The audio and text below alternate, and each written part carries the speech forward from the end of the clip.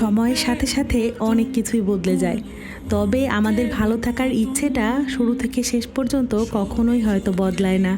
আসসালামু আলাইকুম। কি অবস্থা সবার? আশা করি সবাই অনেক ভালো আছেন। এই তো বেশ অনেক মাস পরে একটা নতুন ব্লগ শেয়ার করছি। সেদিন ছিল শুক্রবার, আর সপ্তাহের বাকি দিনগুলোর থেকে শুক্রবারের দিনটা আমাদের সবার জন্য একটু আলাদা, একটু স্পেশাল হয়।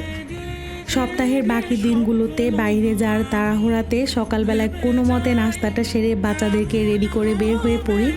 তবে শুক্রবারে সকালবেলা ঘুম থেকে উঠে ঘরের কাজকর্ম সেরে রিল্যাক্সে সকালে নাস্তা করতে পারা, এটা যে কি একটা শান্তির বিষয় বলে বোঝানো যাবে না।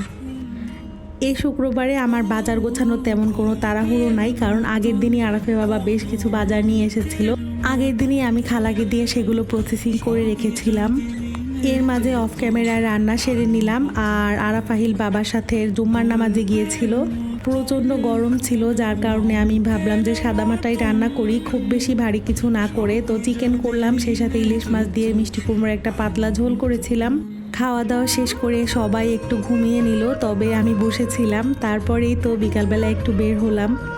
ইদানিং সময় পেলে দেখা যায় বিকেলের সময়টা বাচ্চাদেরকে নিয়ে বাহিরেই চলে যাই, ওরাও খেলাধুলা করে, আমিও বসে বসে একটু সময় কাটাতে পারি।